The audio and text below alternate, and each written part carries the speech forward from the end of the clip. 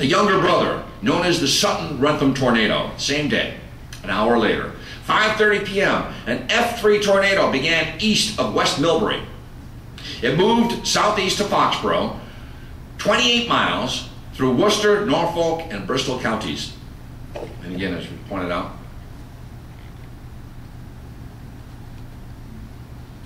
the little brother, known as the Exeter tornado, 5:20 p.m., an F3 touches down southwest of Exeter, New Hampshire. It travels a mile and a half through Rockingham County. And then what I call the baby brother, people forget about this one. At 6 o'clock, an F1 touchdown west of South Berwick, Maine, in Strafford County, and traveled for about a mile. So you actually had 4 tornadoes that day. Factoids: Worcester tornado, 94 people died, almost 1,288 injured. That number fluctuates. $50 million worth of damage. That's $1953. Some wind gusts are measured at over 300 miles per hour. The tornado season of 1953 was one of the worst on record in the American storm annals. For days, newspaper articles highlighted instances of people in places like Wellesley, Quincy, Dover, and Weymouth finding letters and checks addressed to residents of Worcester and vicinity.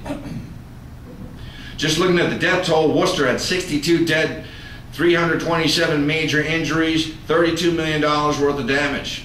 Next came Holden, 10 dead, 36 major injuries. Then you have Shrewsbury with 6, Westboro 5, Southboro 5. And then the Exeter tornado caused a minor injury to 5 people, $100,000 worth of damage. And as I mentioned, the Sutton-Wrentham tornado, minor injuries to 15 with damages near $700,000. 2 of the 10 deadliest U.S. tornadoes struck that year in Waco, Texas, 119 deaths, and in Flint, Michigan, 115 deaths. Both were later rated as F5 storms. The Worcester storm, originally an F5, was downgraded to an F4 in 2004 by the National Weather Service. It ranked 19th all-time with top gusts estimated at 317 miles per hour. I still argue that this is an F5.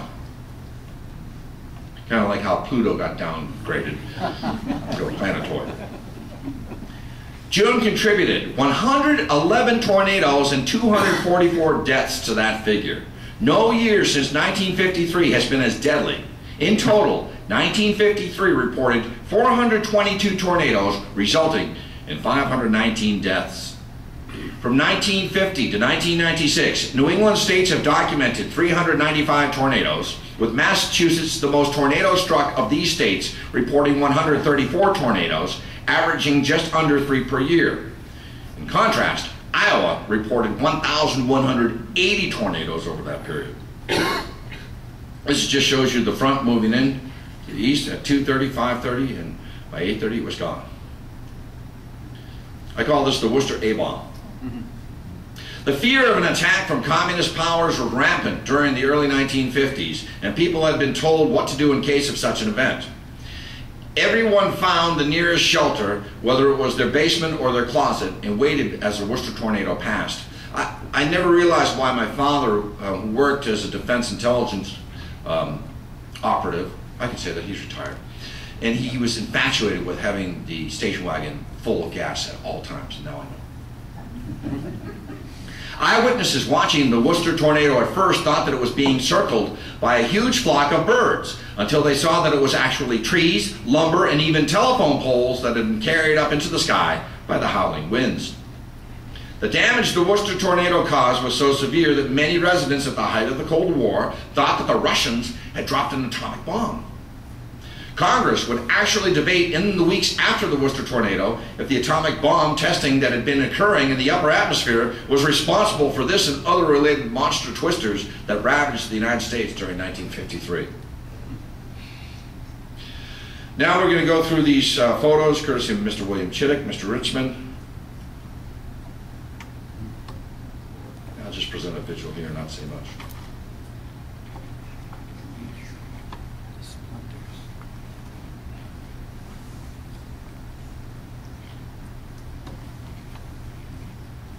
Great Brook Valley. Look at that plank right through the side of the house.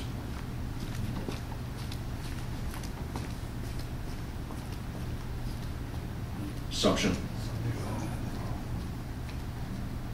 You think B-17's dropped a raid there. 2 nuns and a priest died. Do I say this right? Uncatina Avenue off of Clark and Clark Street and Assumption College. Holden.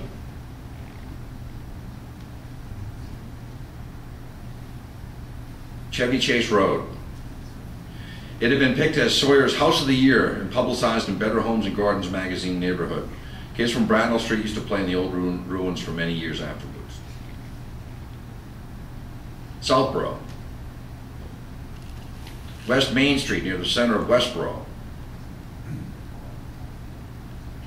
And Barry, where 2 people died. First 2.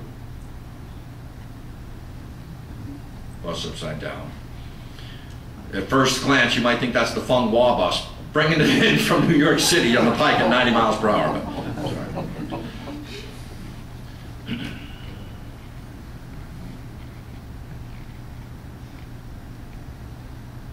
Assumption. John F. Kennedy, just a senator, reviewed the rubble and damage in Shrewsbury. Vernon Drug, inconceivable. Looks like a flood.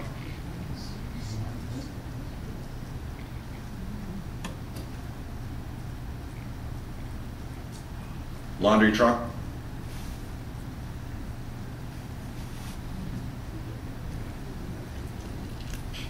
Earthquake. I mean, you look at these pictures, you think earthquake or flood. No, tornado.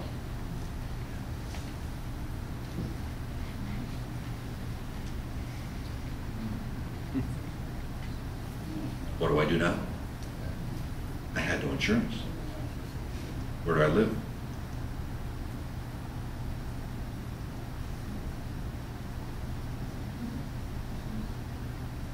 City Hospital, they describe as inconceivable. One veteran said it looked like a field station. He likened it to the Battle of the Bulge of the German artillery barrage. Assumption.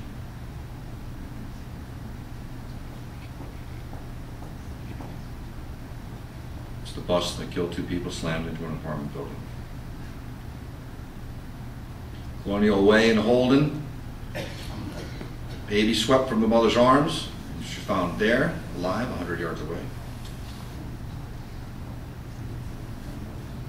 Curtis Apartments, Great Brook Valley. West Boylston. Look like he's throwing a split finger or a cutter there. I mean, look at the size of that thing. A man told me he had saved one of those in his Frigidaire for something like 13 years. Northbridge.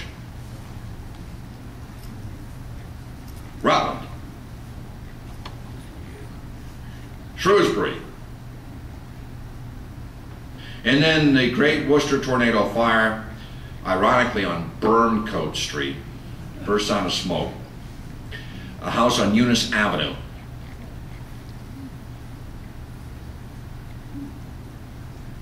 With downed electrical wires, fire hazard.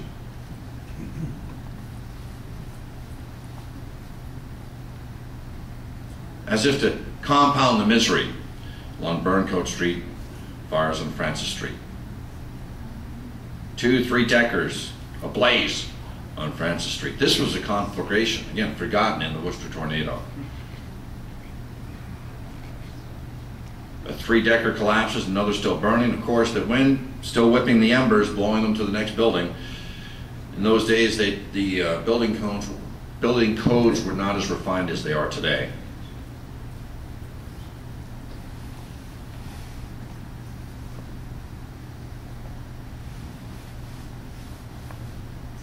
The raging torrents.